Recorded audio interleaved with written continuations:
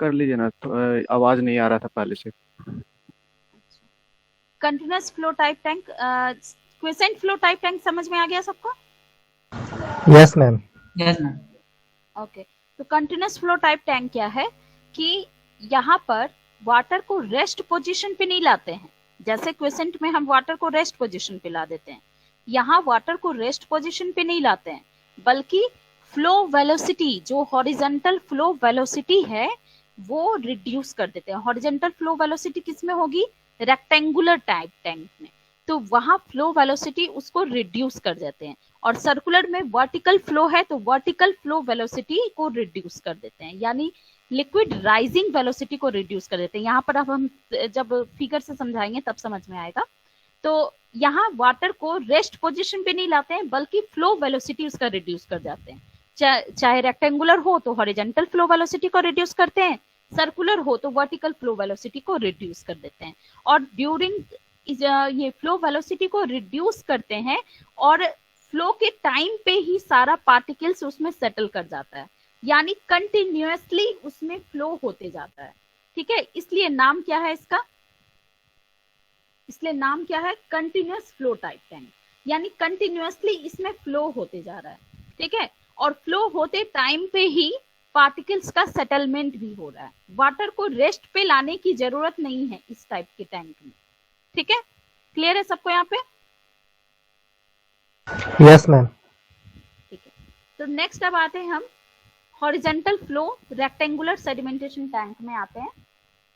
क्योंकि continuous flow का दो टाइप क्या था, एक तो हॉरिजॉन्टल फ्लो रेक्टेंगुलर टैंक था, यानी रेक्टेंगुलर टैंक में हॉरिजॉन्टल फ्लो वेलोसिटी हो रहा है, और जो सर्कुलर टैंक है उसमें वर्टिकल फ्लो होता है।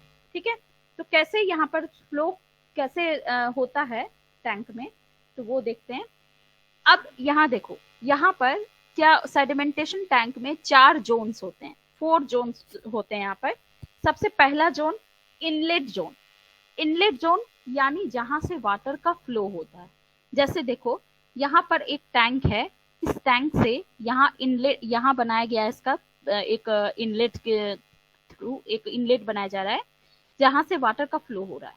अब वाटर का फ्लो हो रहा है तो 1 मिनट, वाटर का फ्लो हो रहा है तो यहाँ पर क्या हो रहा है, ये वाटर का फ्लो करके इससे टकराएगा। ये क्या है? बैफल प्लेट है। This is the baffle plate, यानी ये क्या इसे हम डालते क्यों है यहाँ पे? जैसे अगर हम डायरेक्टली यहाँ से इंटर करने दे, बैफल प्लेट को नहीं दे, वाटर को डायरेक्टली अगर इंटर करने दे, तो इस वाटर का क्या होगा? फ्लक्चुएशन होगा, फ्लो का फ्लक्चुएशन होगा। जैसे कि कभी फ्लो कभी वाटर हमें ज्यादा मिलता है, ज्यादा, कभी वाटर सोर्स ऑफ वाटर जो वाटर हमें ये ऑब्टेन होगा, कभी वाटर ज्यादा मिलेगा, कभी कम होगा। तो उस फ्लक्चुएशन को ये मेंटेन करने के लिए, जो फ्लो होगा उस फ्लो को मेंटेन करने के लिए। दूसरा ये चीज कि अगर ये हायर वेलोसिटी के साथ फ्लो किया, तो अगर हायर वेलोसिटी के साथ फ्लो किया तो पार्टिकल्स जो वो सेटल नहीं करेगा, वो क्या होगा? यहाँ से पार्टिकल्स इससे निकल जाएगा। तो इसलिए इसे मेंटेन करने के लिए, इसे एक सफिशिएंट फ्लो वेलोसिटी प्रोवाइड करने के लिए यहाँ एक हम बैफल प्लेट लगा दे रहे हैं। ठीक है, अब ये वाटर यहाँ से एंटर किया, बैफल प्लेट से टकराया, और टकरा के ये फिर नीचे आ गया। नीचे आकर जहां तक बैफल प्लेट है वहां से ये यू टर्न लिया, यू टर्न लेकर ये सेटलिंग जोन में पहुंच गया। सेटलिंग जोन पहला, ये जो जहां तक बैफल प्लेट है वहां तक हम इसे क्या कहेंगे? Inlet zone. यहां से जब वाटर एंटर किया, this is the settling zone. ठीक है, अब सेटलिंग जोन में वाटर गया और उसके बाद यहां से फ्लो वेलोसिटी एक रिड्यूस्ड फ्लो वेलोसिटी, एक सफिशिएंट फ्लो वेलोसिटी यहाँ प्रोवाइड किया जा रहा है। तो इस ड्यूरेशन पे क्या होगा? जो पार्टिकल्स है वो सेटल करेगा। अब सेटल करेगा तो यहाँ बॉटम में एक कुछ स्लोप प्रोवाइड किया जाता है। कुछ स्लोप क्यों प्रोवाइड किया जाता है? ताकि जो पार्टिकल सेटल कर गया है वो पार्टिकल इस स्लोप से यहाँ एक जो थोड़ा हायर बॉटम, यहाँ तक हम एक राइज कर देते हैं, एक कंटेनर जैसा यहाँ पर समझो कि यहाँ पर डाल दिए, ये इसका स्ट्रक्चर ऐसा तैयार कर दिए जिससे कि जो भी पार्टिकल सेटल कर गया है वो यहाँ पर मूव कर जाएगा। तो यहाँ जब एक ही इस पोजीशन पे जब सारा पार्टिकल सेटल कर गया तो यहाँ से फिर रिमूव कर दिया जाएगा ये आसानी से, ठीक है। तो इसलिए यहाँ पर एक माइल्ड स्लोप प्रोवाइड किया जाता है, mild slope to accumulate particles in one zone. यहाँ पर सारे पार्टिकल्स को एक्यूमुलेट करने के लिए एक स्लोप यहाँ पर प्रोवाइड किए जा रहे हैं, ठीक है। तो इसलिए इसका बॉटम स्ट्रक्चर कुछ ऐसा प्रोवाइड किया करते हैं, ठीक है। और बाकी जो वाटर है यहाँ से जो प्यूरिफाइड वाटर है वो वाटर यहाँ से आउटलेट के थ्रू यहाँ फ्लो होते जा रहा है, यानी यहाँ के ये जोन क्या कहलाया जाएगा, आउटलेट जोन। और ये जोन जहां पर पार्टिकल सेटल किया है this zone is the slug zone. Clear है सबको यहाँ पर फंक्शन रेक्टेंगुलर सेडिमेंटेशन टैंक का? यस मैम क्लियर है मैम। तो स्लज जोन तो पानी के नीचे है मैम, तो उसको कैसे मतलब ये करेंगे, हटाएंगे? यहाँ पर एक पाइप डाल दिया जाता है यहाँ से कि जिससे कि यहाँ से रिमूव कर दिया जाता है इसको, ठीक है। तो ये स्लग जोन हो गया, ठीक है। और this is the settling zone. तो 4 जोन्स हो गए, एक inlet zone, settling zone, outlet zone and slug zone, ठीक है। ये हो गया इसका लॉन्गिट्यूडिनल सेक्शन, ठीक है।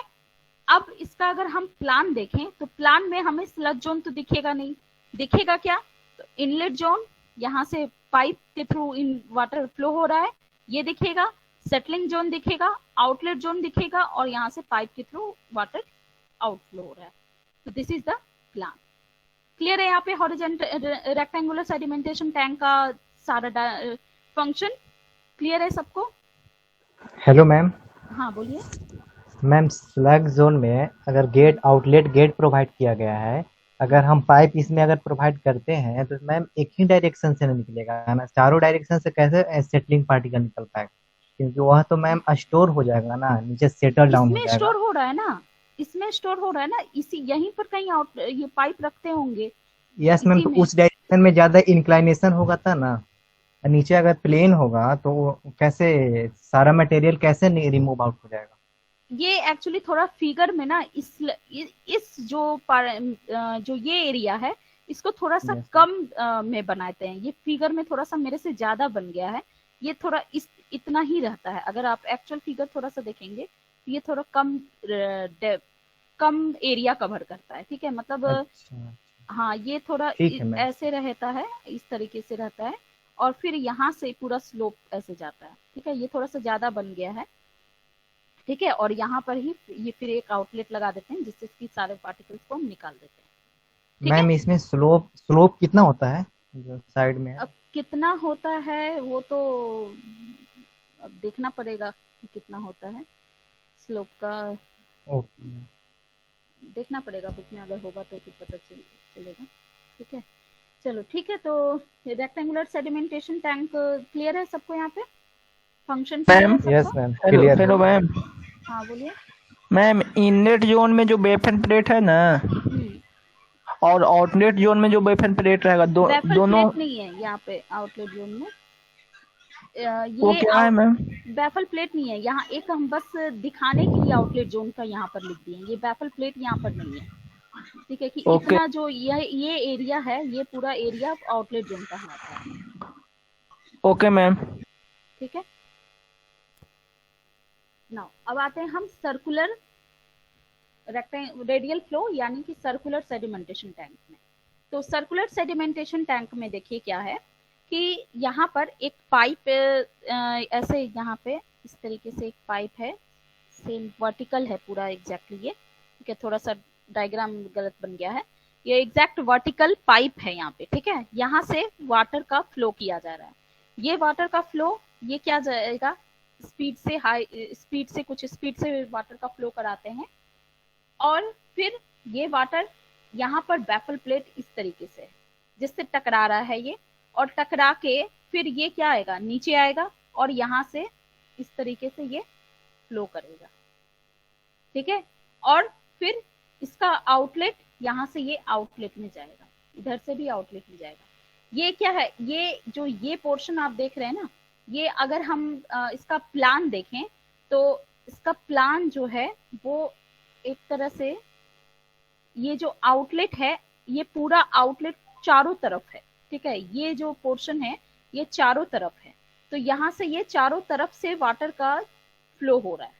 यहाँ से जो प्योर वाटर है वो प्योर वाटर यहाँ से चारों तरफ से फ्लो हो रहा है, और उस वहां पर एक आउटलेट एक पाइप प्रोवाइड किया जाता है जो कि वो वाटर वहीं से निकलेगा, ठीक है। एक ही पाइप यहाँ से प्रोवाइड किया जाता है जो कि निकलेगा, ठीक है। तो यहाँ पर क्या हो रहा है, लिक्विड राइज कर रहा है, ठीक है। यहाँ से आ रहा है, फिर लिक्विड राइज कर रहा है, तो यहाँ पर वर्टिकल राइजिंग वेलोसिटी एक तरह से हो गया।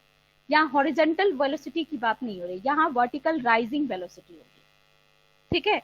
तो this is the radial flow कि यहाँ से टकराया और टकरा करके फिर ये रेडियली यहाँ पर रेडियली यहाँ से जा रहा है, यहाँ रेडियली यहाँ पर फ्लो हो रहा है, वाटर का फ्लो रेडियली हो रहा है, और फिर ये ऊपर राइज कर रहा है, वाटर राइज कर रहा है, और राइज करके फिर जो प्योर वाटर है वो आउटलेट में चला गया और जो पार्टिकल्स है वो सेटल कर गया।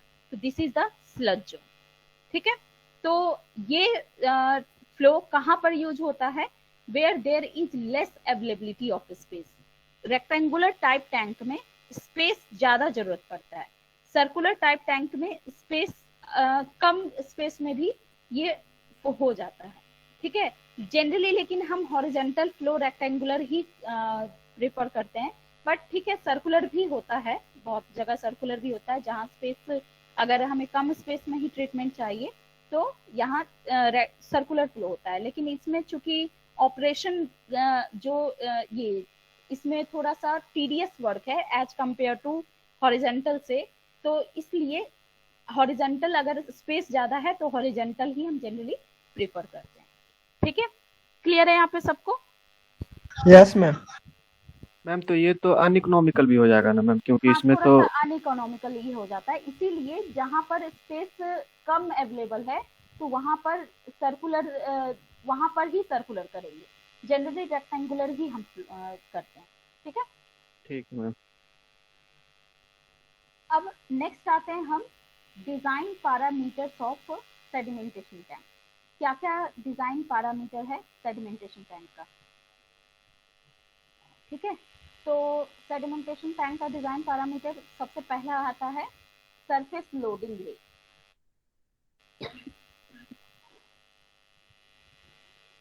सरफेस लोडिंग रेट या इसे कहते हैं सरफेस ओवरफ्लो रेट, या फिर हाइड्रोलिक नहीं है, हाइड्रोलिक लोडिंग रेट और ओवरफ्लो वेलोसिटी, ठीक है। तो ये टर्म बहुत इंपॉर्टेंट टर्म है, सरफेस लोडिंग रेट। ये क्या होता है, क्या है कि जिस वेलोसिटी के लिए टैंक का डिजाइन किए, जिस फ्लो वेलोसिटी के लिए टैंक का डिजाइन किए वो फ्लो वेलोसिटी यहाँ पर सरफेस लोडिंग रेट कहलाता है। फ्लो वेलोसिटी के लिए डिजाइन किए का क्या मतलब है कि अब जो वाटर फ्लो हो रहा है यहाँ से, ठीक है। तो इस वाटर में यहाँ पर वेपर प्लेट हो गए, और ये जो वाटर फ्लो हो रहा है इस वाटर में पार्टिकल्स, बहुत सारे साइज के पार्टिकल्स अवेलेबल हैं। ऐसा तो नहीं है कि केवल एक ही साइज का पार्टिकल सेटल कर रहा है, यहाँ पे बहुत सारे साइज के पार्टिकल्स अवेलेबल हैं। तो जिस पार्टिकल की सेटलिंग वेलोसिटी, सपोज कि हमने एक कोई पार्टिकल कंसीडर किया जिसका डाया डीपी है, ठीक है, कि इस पार्टिकल के लिए हम इस पार्टिकल का जो सेटलिंग वेलोसिटी है बीएसपी सेटलिंग वेलोसिटी, सपोज कि इस सेटलिंग वेलोसिटी के लिए हमने इस टैंक का डिजाइन किया, ठीक है। इस पार्टिकल जो डीपी पर डाया का पार्टिकल है, इस डाया पार्टिकल का जो सेटलिंग वेलोसिटी है, इस सेटलिंग वेलोसिटी के लिए हमने ये टैंक का डिजाइन किया। इसका मतलब क्या है कि इसका जो फ्लो वेलोसिटी वीएफ, जो फ्लो वेलोसिटी हो जाएगा वो वीएसपी हो जाएगा। तो ये जो सेटलिंग वेलोसिटी है जिसके लिए हम डिजाइन करते हैं टैंक का, this is called the surface loading rate, यानी this is the designed velocity.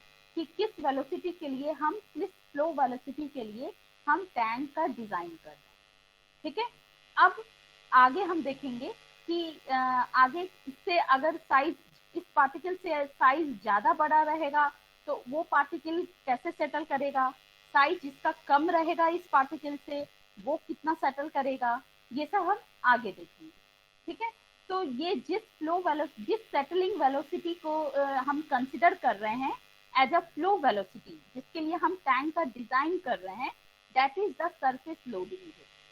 Okay, so it is said to be representing the settling velocity of the slowest settling particles which are 100% removed। यानी इस statement को हम बाद में समझाएंगे। इस statement को जब हम पार्टिकल्स का साइज जब और सारा बताएंगे तो उस टाइम पे समझ में आएगा ये।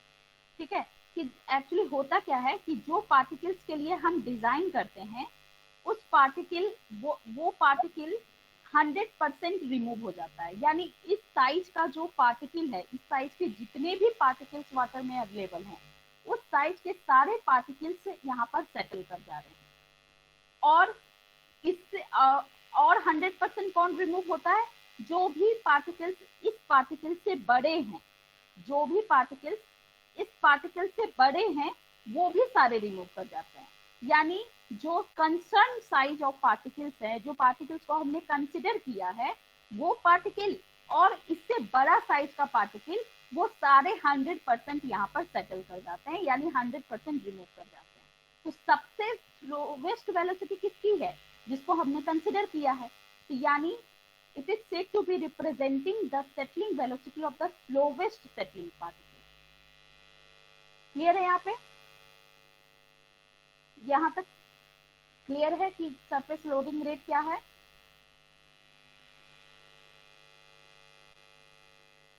क्लियर है? यस मैम, क्लियर है मैम। मतलब डिजाइन हम लोग जो करेंगे मैम वो तो स्लोवेस्ट सेटलिंग पार्टिकल के लिए करेंगे।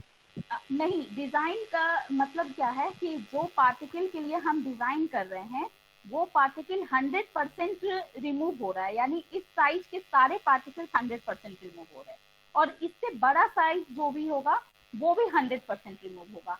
कैसे होगा तो हम इसे बाद में बताएंगे। इसके बाद बताते हैं कि जब एफिशिएंसी निकालेंगे, इसका टैंक का एफिशिएंसी निकालेंगे तब बताएंगे कि कैसे बड़ा साइज और एक ये जो साइज कंसिडर किए हैं वो दोनों 100% रिमूव हो जाता है।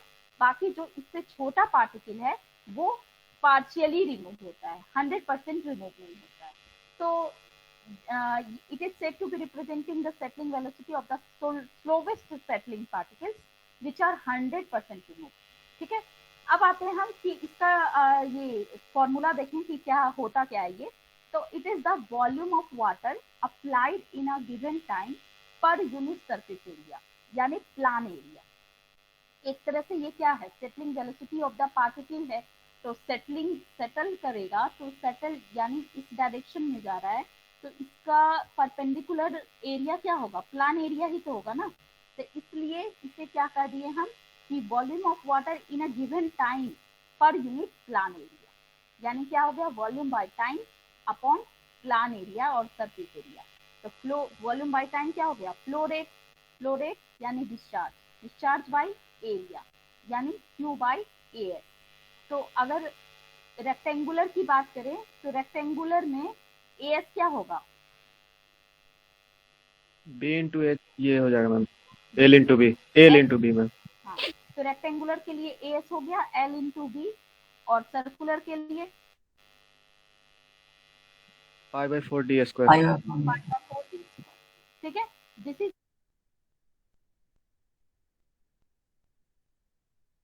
ये आपको सरफेस लोड। अब नेक्स्ट जो पैरामीटर है, divine parameter, that is the detention time. ठीक है, डिटेंशन टाइम और रिटेंशन टाइम और हाइड्रोलिक डिटेंशन टाइम। तो ये क्या होता है? जैसा हमने बताया था कि average theoretical time taken by water to travel from inlet to outlet of the sedimentation, यानी इनलेट से आउटलेट में जाने में कितना टाइम लग रहा है। इसका मतलब कि वाटर सेडिमेंटेशन टैंक में या कोई भी पार्टिकल सेडिमेंटेशन टैंक में कितनी देर में रिमूव हो रहा है, यहाँ पर ये डिटेंशन टाइम का बहुत सारा मीनिंग है।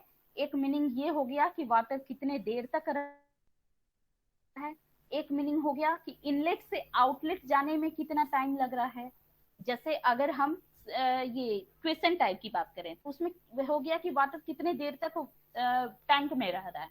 अगर हम कंटिन्यूस फ्लो की बात करें तो कंटिन्यूस में इनलेट से आउटलेट जाने में कितना टाइम लग रहा है। और पार्टिकल्स के रिस्पेक्ट में बात करें तो पार्टिकल्स इनलेट से आया और कितने देर में वो रिमूव हो रहा है, कितने देर में वो सेटल कर जा रहा है। These all the terms, these all represent the detention time। ठीक है, तो डिटेंशन टाइम क्या हो गया कि कितने देर के लिए वाटर रिटेन कर रहा है टैंक में, कितने देर में वाटर इनलेट से आउटलेट में जा रहा है, या पार्टिकल कितने देर में इनलेट से सेटल कर गया, कितने देर में पार्टिकल रिमूव कर रहा है। That is the detention time. ठीक है, जैसे अगर हम जैसे एक है आपका सपोज यहाँ पर जो शॉपिंग मॉल है, उस शॉपिंग मॉल में आप जाते हो और आप फिर इनलेट से इंटर करोगे और आउटलेट से जाओगे तो आपको ज्यादा टाइम नहीं लगेगा, बस 1 घंटे में आप इनलेट से जाओगे और आउटलेट से आप आ जाओगे, आउट गेट से। और वही अगर एक दुबई में एक शॉपिंग मॉल है जो कि इतना बड़ा है कि उसे इंटर गेट से, इंट्री गेट से जाने और आउटर गेट से बाहर आने में ही उसमें 2 दिन लग जाते हैं। तो जितना ज्यादा स्पेस होगा अंदर, जितना ज्यादा टैंक का स्पेस होगा उतना ज्यादा डिटेंशन टाइम होगा। ठीक है, तो detention time is the time taken by water to travel from inlet to outlet of the sedimentation. यानी ये क्या हो गया, volume of sedimentation tank by flow rate of water. ठीक है, तो फ्लो रेट यानी जिस रेट से वाटर का फ्लो हो रहा है, और वॉल्यूम ऑफ सेडिमेंटेशन टैंक यानी जितने देर में, समझिए एक तरह से कि जितने देर में वाटर ये का टैंक का वॉल्यूम पूरा फुल हो गया, this is the detention time. तो ये क्या हो गया, volume of sedimentation tank by flow rate of water, यानी V बाय Q। तो रेक्टेंगुलर के लिए V क्या हो गया, L into B into H, और सर्कुलर के लिए भी यहाँ पर एक्चुअली होना चाहिए π/4d²H, π/4d²H ही होना चाहिए वॉल्यूम ऑफ सर्कुलर टैंक। लेकिन यहाँ पर चूंकि स्लज जोन को भी कंसिडर किया गया है, सर्कुलर में एक्चुअली होना चाहिए यही, लेकिन बुक्स में देखा गया है कि ये वैल्यू देता है। ये वैल्यू देने का मतलब है कि उसमें स्लज जोन भी कंसिडर किया है। तो स्लज जोन को अगर देखें तो स्लज जोन को कंसिडर नहीं करना चाहिए वॉल्यूम ऑफ टैंक के लिए। तो ठीक है, अब दिया है तो हम क्या कर सकते हैं, हम भी यही कंसिडर करेंगे। ठीक है, तो अगर इसमें अगर हम स्लज जोन कंसिडर करें तो ऑब्वियसली रेक्टेंगुलर टैंक में भी हमें स्लज जोन कंसिडर करना चाहिए, लेकिन यहाँ पे कंसिडर नहीं किया है। तो एक्चुअली स्लज जोन हम कंसिडर नहीं करते हैं वॉल्यूम ऑफ सेडिमेंटेशन टैंक निकालने में, लेकिन बुक में जनरली देता है वॉल्यूम ऑफ टैंक यही वैल्यू। तो इसलिए ठीक है, अब बुक में दिया है तो हम भी यही रखते हैं। तो क्या है कि if settling time of particle, ये कैसे इफेक्ट करता है, तो if settling time of particle is less than the detention time of water, यानी वाटर कितने देर रह रहा है टैंक में, वो टाइम, उस टाइम से अगर पार्टिकल का सेटलिंग टाइम कम हो, यानी पार्टिकल जल्दी सेटल कर जाए, तो पार्टिकल क्या होगा, कैप्चर कर जाएगा। और वही अगर पार्टिकल का सेटलिंग टाइम ज्यादा हो डिटेंशन टाइम ऑफ वाटर से, यानी डिटेंशन टाइम ऑफ वाटर का मतलब कि वाटर कितने देर रह रहा है, तो वाटर जितने देर रह रहा है उससे ज्यादा टाइम पे पार्टिकल सेटल, उससे ज्यादा टाइम लगा रहा है पार्टिकल सेटल करने में। तो पार्टिकल जितना ज्यादा टाइम लगाएगा सेटल करने में, पार्टिकल क्या होगा, बाहर निकल जाएगा, वाटर के साथ ही बाहर निकल जाएगा। तो इस तरीके से डिटेंशन टाइम पे डिपेंड करता है कि सेडिमेंटेशन का एफिशिएंसी डिटेंशन टाइम पे डिपेंड करता है, कि डिटेंशन टाइम और सेटलिंग टाइम का यहाँ पर ये रिलेशन हो गया एक तरह से। तो डिटेंशन टाइम सबको समझ में आया? यस मैम, आया समझ में मैम। तो इसमें तो हमारे फेवर में क्या कंडीशन रहेगा कि डिटेंशन टाइम जितना कम हो सके जितना सही रहेगा?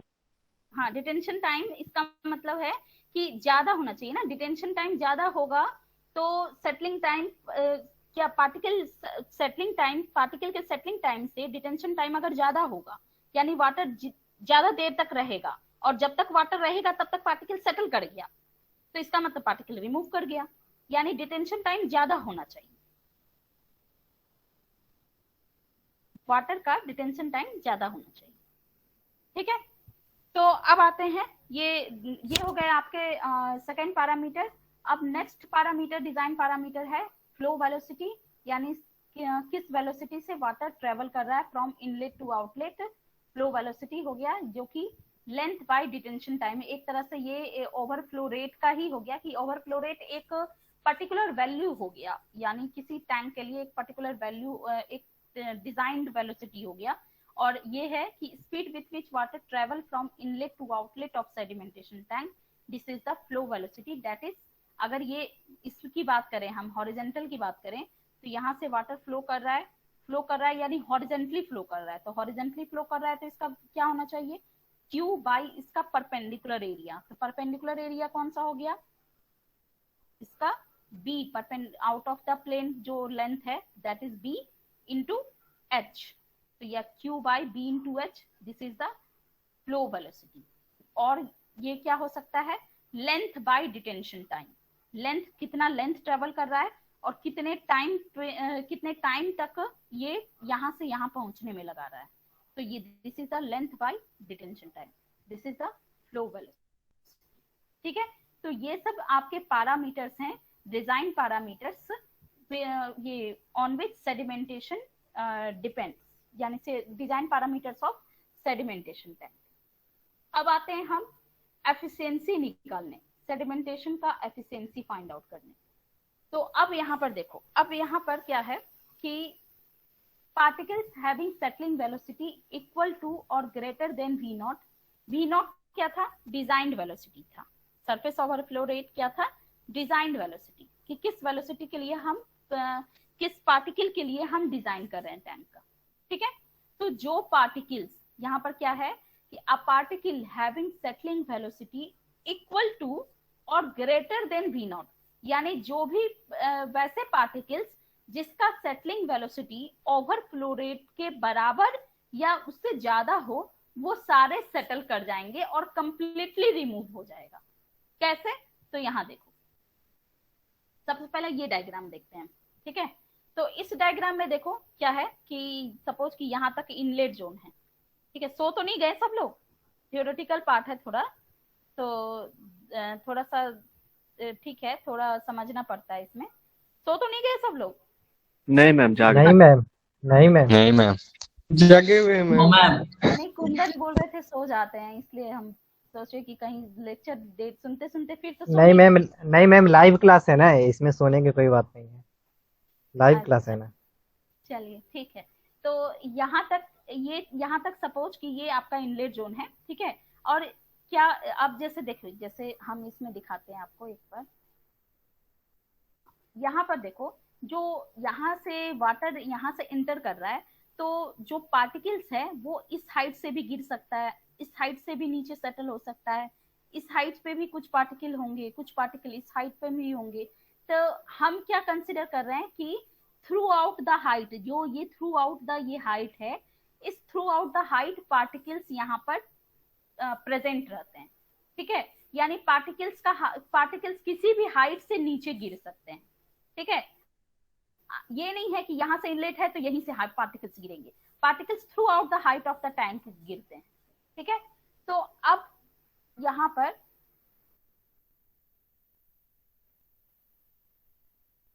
पर देखते हैं कि कोई एक पार्टिकल है जिस पार्टिकल के लिए हम डिजाइन किए, यानी डीपी के लिए, हम डिजाइन किए। ठीक है, ब्लैक नहीं लेते हैं, डीपी के लिए हम डिजाइन किए यहाँ।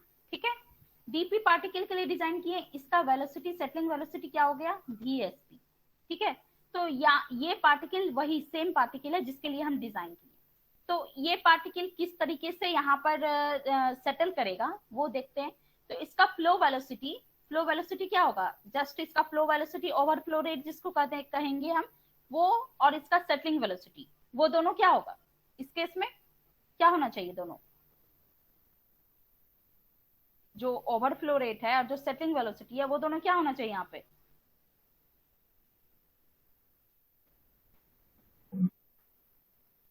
क्या होना चाहिए मतलब बताओ। सेटलिंग वेलोसिटी ज्यादा रहना चाहिए मैम।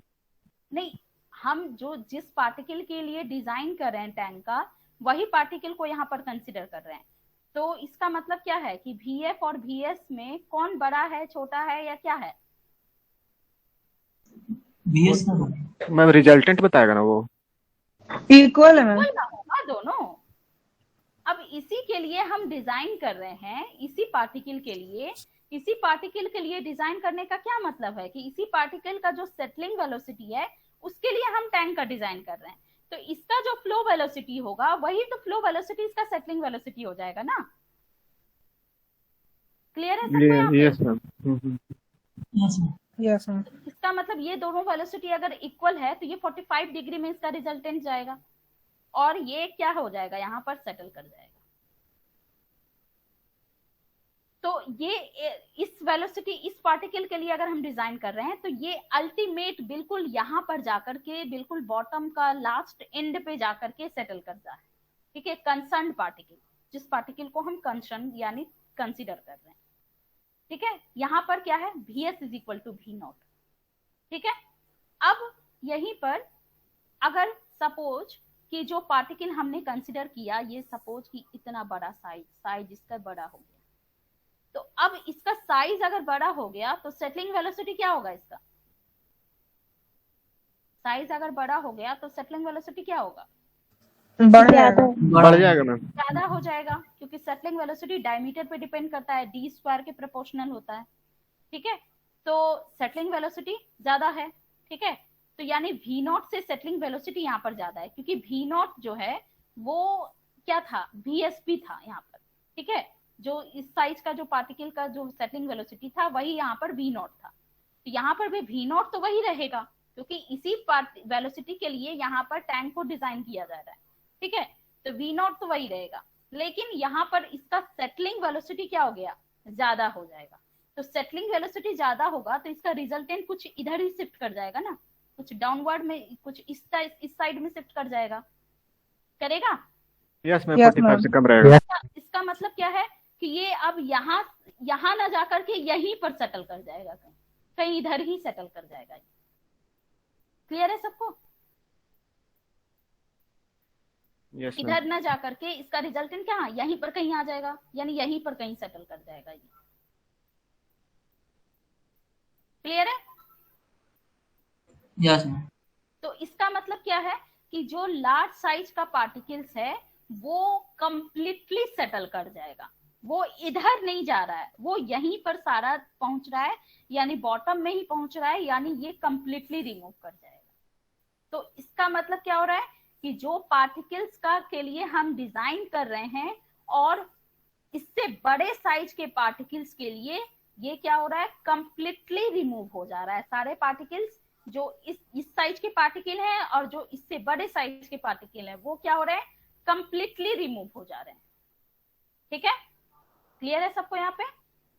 Yes ma'am. ठीक है, अब आते हैं हम जो स्मॉलर साइज के पार्टिकल्स हैं। तो स्मॉलर साइज के पार्टिकल्स हैं, सपोज यहाँ पर हम ले लिए एक स्मॉलर साइज का पार्टिकल। तो अब इसका क्या हो रहा है कि VH2 ये क्या होगा, V0 से कम होगा। ठीक है, पार्टिकल Yes, छोटा ma'am. है तो सेटलिंग वेलोसिटी भी कम होगा। तो सेटलिंग वेलोसिटी कम होगा तो अब इसका रिजल्टेंट किधर जाएगा, इधर स्विच कर जाएगा।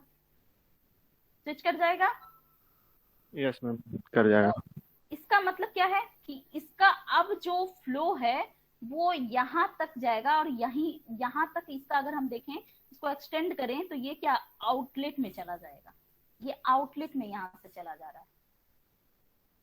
ठीक है, तो इसका मतलब जो स्मॉलर साइज का पार्टिकल्स है वो कंप्लीटली रिमूव नहीं होगा, वो सेटल नहीं कर पा रहा है, सेटल नहीं कर पा रहा है यानी सस्पेंशन में रहेगा, सस्पेंशन में रहेगा तो वो वाटर के साथ ही वो पार्टिकल भी निकल जाएगा। ठीक है, तो this is the smaller size particle. अब ये स्मॉलर साइज पार्टिकल्स लेकिन रिमूव होता है, कुछ particles smaller size particles remove होता है। तो जो कौन से पार्टिकल्स रिमूव होते हैं? अब जो पार्टिकल्स इसके टॉप हाइट से गिर रहा है वो पार्टिकल तो क्या होगा कि यहाँ से टकराएगा और सस्पेंशन में ही रहेगा और आउटलेट से निकल जाएगा वाटर के साथ। लेकिन जो पार्टिकल्स कुछ कम हाइट में है, जैसे यहाँ पर देखो कि सपोज कि किसी एक ये पर्टिकुलर हाइट पे है, ये एक सपोज कि ऐसे हाइट पे है कि अब इसका क्या हो रहा है कि इसका जो फ्लो पैटर्न है वो इस तरीके से जा रहा है कि ये बिल्कुल यहाँ पर जाकर के सेटल कर जा रहा है। इसका मतलब ये पार्टिकल यहाँ इस हाइट पे या इससे कम हाइट पे, अगर कम हाइट से अगर गिरेगा कहीं यहाँ पर, कहीं ऐसे कहीं कम हाइट से गिरेगा तो तब क्या होगा कि वो सेटल कर जाएगा।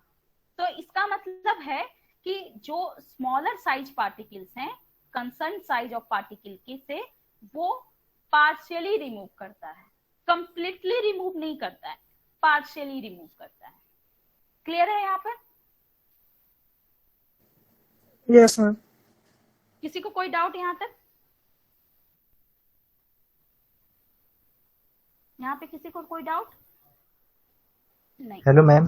मैम हाँ, बोलो। मैम इसमें हाइट कम है तो जिसकी वजह से सर जिसकी वजह से मैम तो ये कम्प्लीटली रिमूव हो जा रहा है ना, हाइट कम है तो ये फिक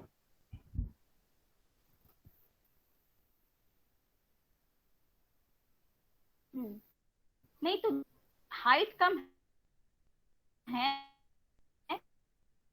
तो जो particles through out the height of the tank से गिरेंगे, तो जो पार्टिकल्स इस हाइट से ऊपर से गिरेंगे वो पार्टिकल नहीं रिमूव होंगे, और जो पार्टिकल्स इस हाइट से या इससे नीचे हाइट से गिरेंगे वो पार्टिकल रिमूव हो जाएंगे। Okay ma'am. क्लियर है यहाँ पे? तो ये नहीं रिमूव होंगे, यानी इस साइज के पार्टिकल सारे रिमूव नहीं हो रहे हैं, वो वही रिमूव हो रहे हैं जो इस हाइट से या इसके नीचे हाइट से गिरे। क्लियर है यहाँ पे? यस मैम क्लियर है। तो अब आते हैं नेक्स्ट हम पार्टिकल रिमूवल एफिशिएंसी क्या होती है। तो सपोज कि कोई ith पार्टिकल है, किसी एक पार्टिकल की बात कर रहे हैं हम, किसी एक पर्टिकुलर साइज के पार्टिकल की बात कर रहे हैं, ठीक है, जिसका सेटलिंग वेलोसिटी VSI है। ठीक है, जो ये पार्टिकल हम कंसिडर किए उस पार्टिकल का सेटलिंग वेलोसिटी VSI है। तो ये पार्टिकल किस रेशियो में कितना रिमूव हो रहा है, कितनी एफिशिएंसी हो रही है, यानी इस साइज के पार्टिकल कितना रिमूव हो रहा है, कितना % रिमूव हो रहा है। सपोज कि आपका DI साइज का पार्टिकल है और ये साइज का पार्टिकल प्रेजेंट है टैंक में, जो वाटर है उसमें सपोज कि वो 40% प्रेजेंट है। 40% प्रेजेंट होने का मतलब कि पार्टिकल्स तो बहुत सारे साइज के हैं वहां पर, ठीक है, 40% ज्यादा हो गया, सपोज कि 20% प्रेजेंट है। ठीक है, कि जैसे पार्टिकल्स तो बहुत सारे साइज के हैं ना, ये साइज या कोई भी से और बड़ा साइज, पार्टिकल्स तो बहुत साइज के प्रेजेंट हैं। ठीक है, तो सपोज कि जो DI साइज का पार्टिकल्स है वो इस सारे पार्टिकल्स, जितने भी पार्टिकल्स उसमें प्रेजेंट है उसका 20% इज प्रेजेंट है। ठीक है, यानी टोटल पार्टिकल्स का 20% पार्टिकल्स DI साइज का है। ठीक है, तो अब उसका सेटलिंग वेलोसिटी क्या है? VSI। तो ये जो पार्टिकल्स जितने भी प्रेजेंट हैं वो कितने रेशियो में कितना वो रिमूव हो रहा है, कितना इसका इस पार्टिकल का कितना एफिशिएंसी है, तो वो एफिशिएंसी रिप्रेजेंट होता है VSI by V0 into 100, यानी settling velocity of ith particle by जो वेलोसिटी के लिए हम डिजाइन कर रहे हैं into 100, यानी एफिशिएंसी किस पे डिपेंड कर रहा है? तो V0 पे डिपेंड कर रहा है, VSI by V0 into 100। This is the particle removal efficiency of ith particle. एक पर्टिकुलर साइज के पार्टिकल की बात कर रहे हैं हम कि वो साइज का पार्टिकल का रिमूवल एफिशिएंसी कितना है। ठीक है, अगर सपोज कि जो कंसर्न साइज के पार्टिकल ही हम ले लें, सपोज जो कंसर्न साइज का पार्टिकल जैसे BSP, जिसका सेटलिंग वेलोसिटी BSP था, जिसके लिए हम डिजाइन कर रहे थे, वही यहाँ पर ले लें, तो BSP किसके बराबर था? V0 के बराबर था। तो यहाँ पर अगर हम BSP बाई V0 इंटू 100 कर लें तो एफिशिएंसी उसकी क्या हो जाएगी कि वो 100% रिमूव हो जा रहा है उस साइज का पार्टिकल। सपोज कि अगर VS बड़ा हो VSP से, ठीक है, जो पार्टिकल हम बड़ा साइज का पार्टिकल लिए, तो VSP से बड़ा है यानी कि V0 से बड़ा है, तो ये यहाँ क्या हो जाएगा, V0 से बड़ा हो जाएगा। तो एक तरह से वो 100% से भी ज्यादा दे रहा है, इसका मतलब 100% से ज्यादा तो होगा नहीं, इसका मतलब है कि वो साइज एक तरह से वो क्या हो गया कि वो भी 100% रिमूव हो जा रहा है, 100% उसकी भी एफिशिएंसी हो जा रही है। ठीक है, वही अगर जिसका सेटलिंग वेलोसिटी कम हो, यानी VSI जो हम कंसिडर किए, उसका सेटलिंग वेलोसिटी सपोज कि V0 से कम है, ठीक है, V0 से कम है, तो VSI बाई V0 इंटू 100, तो ये कम है तो इसका कुछ एफिशिएंसी, कुछ रिमूवल एफिशिएंसी कुछ 100% से कम होगी।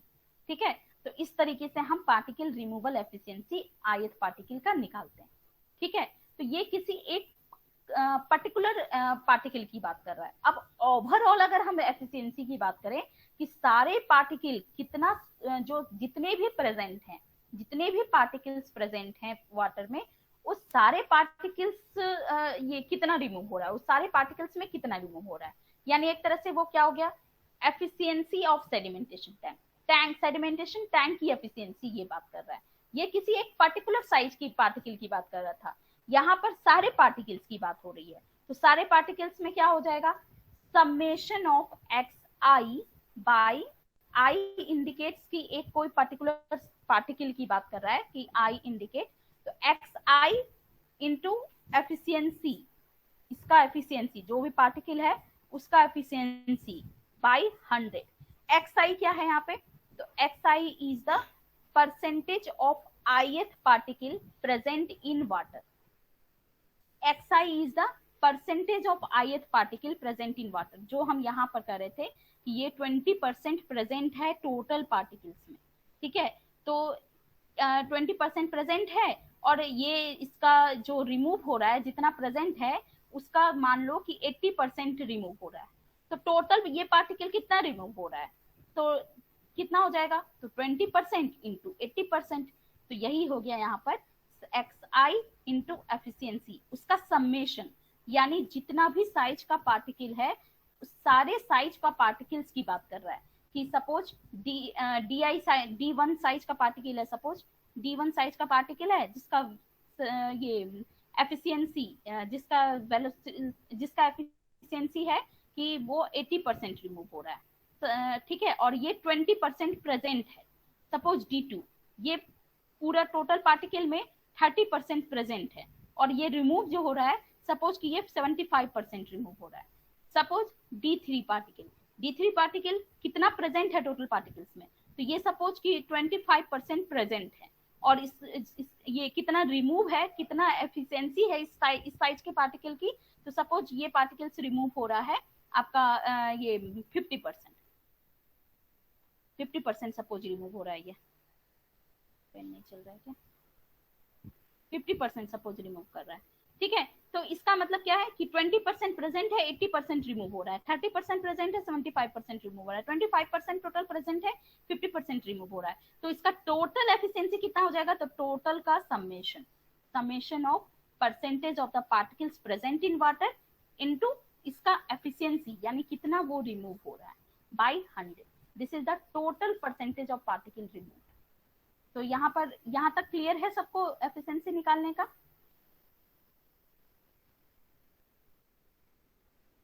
कोई डाउट है यहाँ? तो डाउट है तो पूछो, अगर नहीं समझ में आए तो फिर से बता देंगे। मैम एक बार फिर से बता ही दीजिए, थोड़ा समझ में नहीं आया। यहाँ तक समझ में आया है? यहाँ तक? हाँ, एफिशिएंसी तक तो समझ में आया। हाँ, यानी ये ith पार्टिकल का एफिशिएंसी है। ठीक है, कि किसी एक पर्टिकुलर साइज के पार्टिकल का एफिशिएंसी है कि वो कितना रिमूव हो रहा है, उस साइज का पार्टिकल कितना रिमूव हो रहा है टैंक में। ठीक है, तो अब टैंक में केवल एक साइज का पार्टिकल अवेलेबल नहीं है, बहुत सारे साइज के पार्टिकल्स अवेलेबल हैं। तो सपोज D1 साइज का पार्टिकल है, D2 साइज का पार्टिकल है, D3 साइज का पार्टिकल है, सारे साइज के पार्टिकल्स हैं, ठीक है। और टोटल जो पार्टिकल्स प्रेजेंट है, टोटल पार्टिकल्स जो प्रेजेंट है, टोटल D1 भी प्रेजेंट है, D2 भी प्रेजेंट है, D3 भी प्रेजेंट है, तो टोटल का कितना परसेंट D1 साइज का पार्टिकल्स प्रेजेंट है? तो दिस इज सपोज कि 20% ये प्रेजेंट है, ठीक है। ये 20% प्रेजेंट है, D1 साइज का पार्टिकल्स 20% प्रेजेंट है, ठीक है। यानी अब जो ये प्रेजेंट है, जितना प्रेजेंट है उसका कितना रिमूव हो रहा है? तो उसका कितना रिमूव हो रहा है? तो उसका 80% रिमूव हो रहा है। यानी टोटल अगर ये देखें कि टोटल परसेंटेज जो जितना भी पार्टिकल्स प्रेजेंट है उसका कितना परसेंट रिमूव हो रहा है अगर D1 साइज का पार्टिकल रिमूव होता है तो 20% प्रेजेंट है और 80% इसमें रिमूव हो जा रहा है। यानी 20 into 80 ये हो गया कि इतना इस साइज का पार्टिकल इतना रिमूव हो जा रहा है। सिमिलरली अगर D2 साइज का पार्टिकल है, ठीक है, और ये टोटल वाटर में कितना अवेलेबल है? 30% अवेलेबल है, ठीक है। अवेलेबल 30% है और उतना जितना अवेलेबल है उसमें ये 75% रिमूव हो रहा है, ठीक है। तो अब टोटल अगर हम देखें, टोटल पार्टिकल के रिस्पेक्ट में देखें कि टोटल ये कितना रिमूव हो रहा है, तो जितना प्रेजेंट है इनटू जितना ये रिमूव हो रहा है, यानी 30 into 75। क्लियर है यहाँ पे? इसी तरह हाँ D3 का भी देखें तो 25% टोटल ये प्रेजेंट है, ठीक है। टोटल जो भी पार्टिकल्स हैं, टोटल तो D1 भी प्रेजेंट, D2 भी, D3 भी सब प्रेजेंट है। तो टोटल का 25% पार्टिकल्स D3 साइज का है, ठीक है। और जितना प्रेजेंट है D3 साइज का पार्टिकल्स उसका वो 50% ही रिमूव हो रहा है। यानी इसकी एफिशिएंसी, इस पार्टिकल की एफिशिएंसी है 50%, ठीक है। तो टोटल एफिशिएंसी कितना हो जाएगी? टोटल एफिशिएंसी अगर देखें तो जितना प्रेजेंट है यानी 25% इंटू जितना इसकी एफिशिएंसी है 50%। तो this is the summation of the XI into efficiency. Clear है यहाँ पे? हाँ यस मैम अब क्लियर है। ठीक है, तो ये हो गया समेशन। अब हम अगर इंटीग्रेशन टर्म में इसका एक देखें, इसका एक फॉर्मूला है, फॉर्मूला कैसे आया वो हम जान लेते हैं। और फॉर्मूला आपको डायरेक्ट ये याद रखना होगा क्योंकि इस फॉर्मूला से क्वेश्चन डायरेक्ट आ जाता है कि जैसे अगर आप जब ऑब्जेक्टिव बनाओगे ना तो उसमें ये डायरेक्ट फॉर्मूला दे देता है कि डायरेक्ट ऑप्शन में ये फॉर्मूला दे देता है, डायरेक्ट फॉर्मूला से ही क्वेश्चन आ जाते हैं इसमें, ठीक है। तो फॉर्मूला कैसे आया वो हम देखते हैं यहाँ पर। तो this is equal to 100 minus x0 plus integration of x is equal to 0 to x is equal to x0 in vs by v0 into 100 dx। यानी vs by v0 into 100 ये क्या दे रहा है? एफिशिएंसी दे रहा है। और dx क्या दे रहा है? ये percentage of the particles present in water दे रहा है, ठीक है। यानी ये परसेंटेज ऑफ द पार्टिकल दे रहा है, x डिनोट कर रहा है, xi डिनोट कर रहा है, और दिस इज द एफिशिएंसी, इसको डिनोट कर रहा है। अब यहाँ पर क्या है? 100 माइनस x0। x0 क्या है? Percentage of particles which are removed in the ratio vs by v0। बस कैसे आया यहाँ पर ये देख लेना है, ठीक है। ये सब थोड़ा सा समझ लेते हैं जिससे कि कभी फॉर्मूला में हम कंफ्यूज ना करें। तो x0 क्या है यहाँ पर? Percentage of particles removed in the ratio vs by v0। यानी जो पार्टिकल्स जिसकी एफिशिएंसी समझो कि 100% नहीं है, ठीक है, जो कंप्लीटली रिमूव नहीं कर रहा है, जो vs बाई v0 के रेशियो में मतलब कुछ एक पर्टिकुलर 80%, 90%, 75% कुछ एफिशिएंसी दे रहा है, उसकी यहाँ पर बात हो रही है। x0 वो सारे पार्टिकल्स हैं, ठीक है। तो जो कंप्लीटली रिमूव कर जा रहे हैं वो क्या हो जाएगा? 100 माइनस x0। यानी x0 क्या है? वैसे पार्टिकल्स जो कंप्लीटली रिमूव नहीं होते हैं, तो जो कंप्लीटली रिमूव होता है वो कितना है? 100 माइनस x0 प्लस जो रेशियो में रिमूव हो रहे हैं उसके लिए हम क्या यहाँ पर टर्म देख लिए, तो एफिशिएंसी इनटू जो परसेंट, जितना परसेंट अवेलेबल है, यानी vs by v0 into 100 dx। Integration x is equal to 0 to x is equal to x0। ये एक्चुअली क्या है कि ये फॉर्मूला आपको डायरेक्ट ऑब्जेक्टिव में और डायरेक्ट ऑप्शन में रहते हैं, इसलिए हम इस फॉर्मूला को एक बार समझा दिए जिससे कि फॉर्मूला कभी कंफ्यूज ना करें, ठीक है। अब इसी को हम अगर यहाँ पर पार्टिकल्स है ना, पार्टिकल्स यानी नंबर्स में आते हैं, तो उसमें हम अगर इंटीग्रेशन ना लेकर करके समेशन में देखें तो क्या होगा, तो 100 माइनस एक्स नॉट, यानी जो कंप्लीटली रिमूव कर गए हैं उसके लिए है 100 minus X naught plus 1 by V naught, 1 by V naught, क्योंकि वी नॉट तो कांस्टेंट है, तो 1 बाई वी नॉट ले लिए, summation of V S into del X, यानी एक तरह से यही हो गया कि summation of V S by V naught into del X. तो V S by V naught क्या है, efficiency of the particle removal है, पार्टिकल रिमूवल एफिशिएंसी है, और डेल एक्स क्या है कि percentage of the particle present in the water, वो डेल एक्स हो गया। ठीक है, तो इसका फॉर्मूला ये भी है कि 100 minus X naught plus 1 by V naught summation of V S into del X, और एक फॉर्मूला ये इंटीग्रेशन के टर्म में ऐसा हो गया कि 100 minus X naught plus integration of X is equal to 0 to X is equal to X naught V S by V naught into 100, यानी ये एफिशिएंसी इंटू डी एक्स, यानी percentage of the particle present in the water. तो efficiency का formula कुछ हद तक समझ में आया?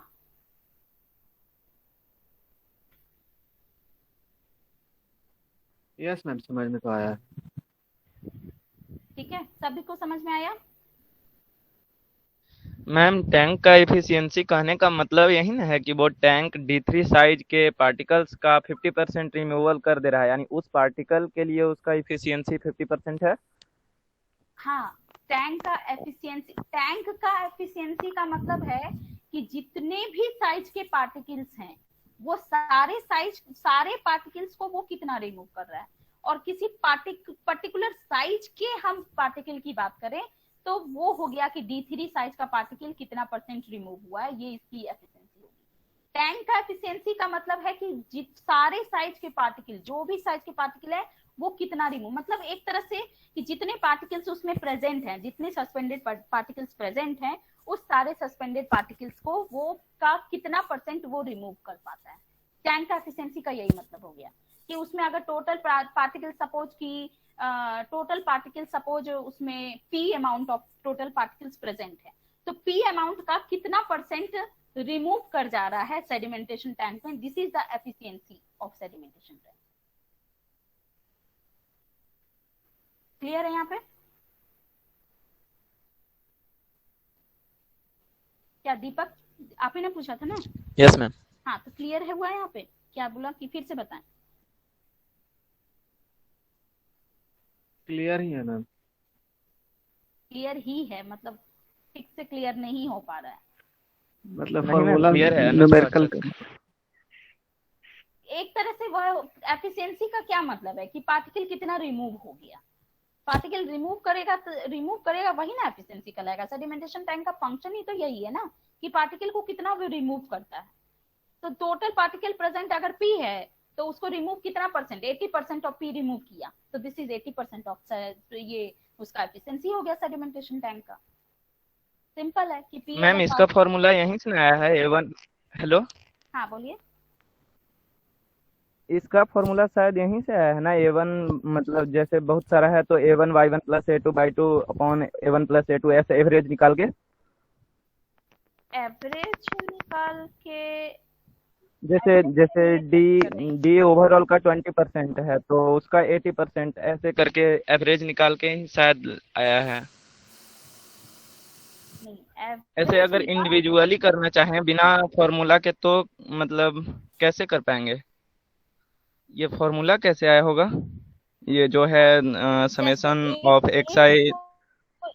एक पार्टिकुलर साइज का एफिशिएंसी इतना है, सपोज दिस इज एक साइज का पार्टिकल है, ठीक है, कि D1 का एफिशिएंसी, सपोज D1 कितना रिमूव हुआ, वो उसका D1 का एफिशिएंसी हो गया eta1, ठीक है। अब ये D1 कितना प्रेजेंट था टोटल पार्टिकल्स का, वो भी तो हमें देखना होगा ना।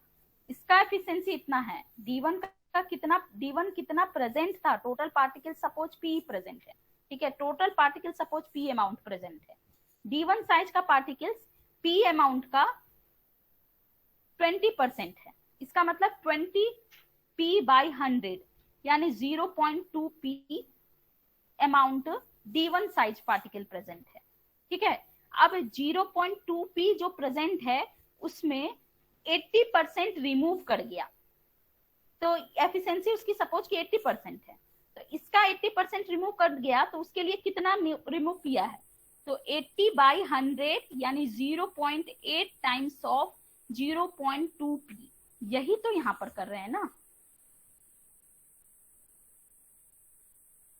क्लियर है यहाँ पे? आप फिर से इस एग्जांपल को समझो, इस एग्जांपल से क्लियर हो जाएगा सब चीज।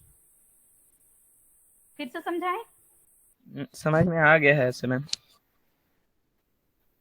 किसी को कोई डाउट है तो फिर से देखो क्या है। क्या जैसे सपोज कि D1 साइज का पार्टिकल है, ठीक है। अब D1 साइज का पार्टिकल का एफिशिएंसी eta1 है, ठीक है। और टोटल जो पार्टिकल्स प्रेजेंट है वाटर में वो P है, ठीक है। अब टोटल पार्टिकल्स जो प्रेजेंट है उसका 20% ही D1 साइज का पार्टिकल्स है। इसका मतलब D1 साइज का पार्टिकल्स कितना प्रेजेंट है, कितना वाटर में D1 साइज का पार्टिकल्स प्रेजेंट है, तो 20% ऑफ P यानी 20/100 इंटू P, दैट इज ये क्या हो गया 0.2p प्रेजेंट है, ठीक है। 0.2p प्रेजेंट है। अब जो जितना प्रेजेंट है उसका एफिशिएंसी यानी उसमें 80% सपोज कि वो रिमूव कर रहा है, ठीक है। इसका मतलब 80% रिमूव कर रहा है, मतलब 80/100 इंटू 0.2p यानी 0.8 इंटू 0.2p। तो यही तो यहाँ पर कर रहे हैं ना, यही चीज तो यहाँ पर कर रहे हैं कि एफिशिएंसी इंटू जितना प्रेजेंट है, वही तो यहाँ पर कर रहे हैं ना ये चीज। अब क्लियर है? यस मैम, क्लियर है। Yes ma'am. तो वही इसी को आगे और हम फर्दर देखें, फर्दर आगे हम किए इसका सॉलिड थोड़ा सा और इसको एक्सपेंड अगर किए तो उसमें आ गया 100 माइनस x0, वेयर ये टर्म क्या रिप्रेजेंट कर रहा है कि जो कंप्लीटली रिमूव हो गया है वो ये टर्म को रिप्रेजेंट कर रहा है, ठीक है। ये टर्म कंप्लीटली रिमूव्ड पार्टिकल को रिप्रेजेंट कर रहा है। कैसे? तो सपोज कि x0 है आपका वैसा पार्टिकल्स है जिसका एफिशिएंसी 100% नहीं है, तो जिसका 100% एफिशिएंसी है वो क्या हो जाएगा, तो 100 माइनस x0।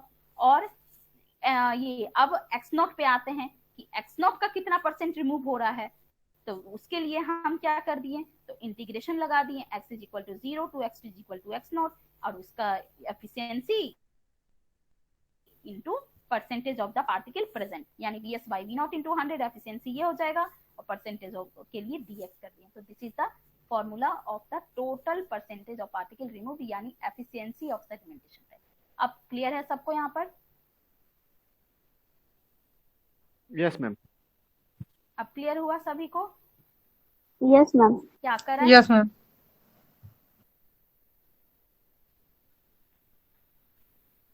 सलोनी ज्वाइन किया या नहीं? Yes ma'am. सलोनी, खुशबू, सबको समझ में आ रहा है अब? Yes ma'am. Yes ma'am. चलिए ठीक है।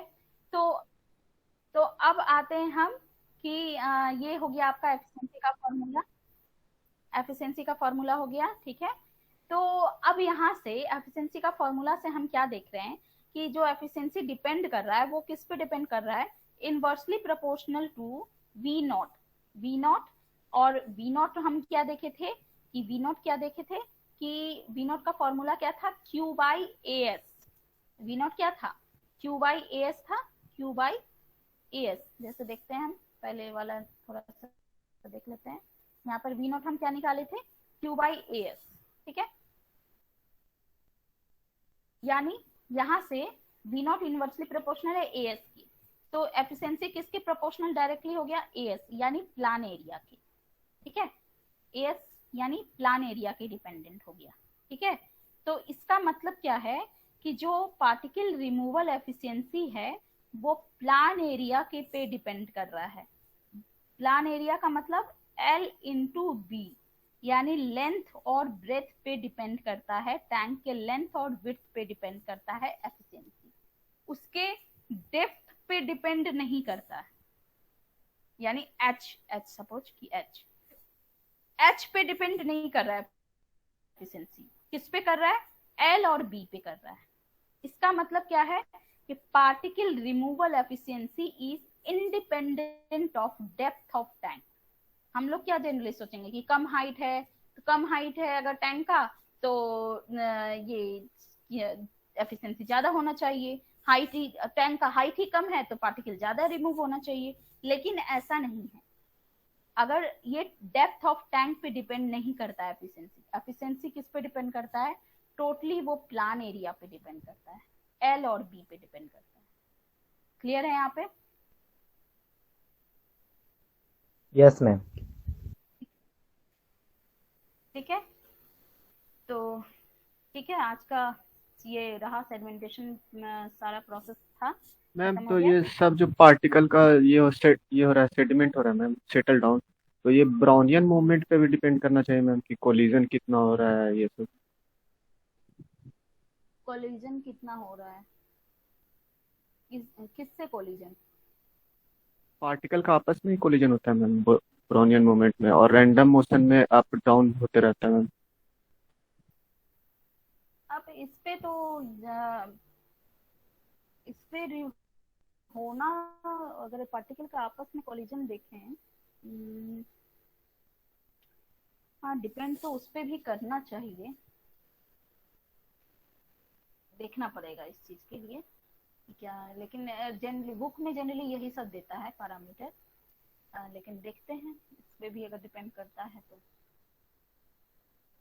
ठीक है, इस पे भी हम देखते हैं कि क्या डिपेंड करता है या नहीं करता है। ठीक है, तो यहाँ तक क्लियर है सेडिमेंटेशन प्रोसेस? सबको क्लियर हो गया सभी को? Yes ma'am. सेडिमेंटेशन आगे भी प्रोसेस, आगे भी जितने भी आपके ट्रीटमेंट का जब भी आएगा डिस्कशन, तो सेडिमेंटेशन हर जगह पे है। ठीक है, ये आपका वाटर सप्लाई में हो गया जहाँ सेडिमेंटेशन एक बार होता है। अब अगर हम इसमें देखें, सीवेज ट्रीटमेंट में जाएंगे ना, जब वेस्ट वाटर के ट्रीटमेंट में, तो वहां पर सेडिमेंटेशन 2 बार होता है। तो ये था प्लेन सेडिमेंटेशन, कि प्लेन सेडिमेंटेशन था, यानी केवल हम यहाँ पर सेडिमेंटेशन कर रहे हैं। अब इसके बाद जो हम लेक्चर देखेंगे वो देखेंगे कि सेडिमेंटेशन विथ कोगुलेशन, मतलब कि अब सेडिमेंटेशन कैसे हो रहा है, जो पार्टिकल्स खुद से सेटल कर जा रहा है, जिसमें कि कुछ हमें एक्स्ट्रा एफर्ट नहीं लगाना पड़ रहा है, खुद से सेटल कर जा रहा है, that is the plain sedimentation. और आगे हम देखेंगे कि वैसे पार्टिकल्स जो खुद से सेटल नहीं करते हैं उनको क्या करेंगे, तो that is the sedimentation with coagulation. उसमें हम क्या करेंगे वो हम नेक्स्ट क्लास में बताएंगे। ठीक है, ठीक है मैम।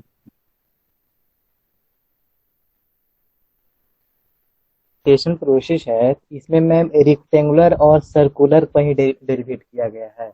अगर हम इरेगुलर शेप, अगर इरेगुलर शेप देखते हैं, जैसे पेंटागोनल, हेक्सागोनल, हेप्टागोनल, अगर टैंक होता है, रेक्टेंगुलर और सर्कुलर ही प्रीफर करते हैं क्या? ये जनरली आप जब ट्रीटमेंट प्लांट भी जाओगे ना, तो वहां पर भी आपको वही मिलेगा, रेक्टेंगुलर और सर्कुलर ही साइज शेप देखोगे आप। ये होता ही है, इसी साइज का ही, इसी शेप का ही पार्ट होता है टैंक मैम। और एक और है, जब स्लग, इसमें सर्कुलर के केस में स्लग जोन था, स्लग जोन में मैम जो d² इंटू मल्टीप्लाई कर दिया गया है, डेरिवेशन क्या? स्लग नहीं, स्लज। हाँ sludge, yes sludge zone. Sludge zone, उसमें मैम जो कहें आपकी, इसमें रेक्टेंगुलर में नहीं कंसिडर किया गया है और sludge zone, but circular zone में किया गया है, बट बुक में दिया हुआ। एक्चुअली होना क्या चाहिए ना, कि स्लज जोन को कंसिडर करना ही नहीं चाहिए। एक्चुअली जो होता है कि स्लज जोन को वॉल्यूम ये फाइंड आउट करने के लिए कंसिडर करना ही नहीं चाहिए, लेकिन बुक में क्या दे दिया है कि रेक्टेंगुलर में स्लज जोन को कंसिडर नहीं किया है और सर्कुलर में स्लज जोन को कंसिडर कर दिया है। तो इस वजह से उसका वॉल्यूम सर्कुलर में ले लिया है अलग, लेकिन होना चाहिए, अगर उसका कायदे से इसका वॉल्यूम देखें तो कायदे से इसका वही π/4 d² ही होना चाहिए। स्लज जोन को हटा करके ही वॉल्यूम उसका कंसिडर होना चाहिए। अब बुक में दिया है तो अब हम क्या कर सकते हैं, अब हमें करना ही पड़ेगा कंसिडर। मैम अगर बुक में भी तो कुछ लॉजिक दिया होगा उसके केस में। लॉजिक डायरेक्ट वो लिख दिया है कि volume of circular settling. Sludge वाला जोन तो थोड़ा इरेगुलर यानी स्लोपी रहता है, तो इस कारण से वैसा फॉर्मूला आया होगा। हाँ, तो इसीलिए तो बोले कि स्लग जोन को कंसिडर नहीं करते हैं, क्योंकि वाटर जो है, जो ये वाटर जिस पोर्शन में रहता है वो पोर्शन तो सेटलिंग जोन ही है ना, तो इसलिए हम जनरली सेटलिंग जोन का ही वॉल्यूम को कंसिडर हमें करना चाहिए। लेकिन यहाँ ठीक है, अब कर दिया है तो ठीक है, अब हम भी वही कंसिडर करेंगे। और उसमें भी एक जोन में किया है, एक जोन में, एक शेप में किया है, एक शेप में नहीं किया है। तो अब जो अब दिया है उसमें तो हम क्या कर सकते हैं, हमें भी यस करना मैम। पड़ेगा। ठीक है मैम।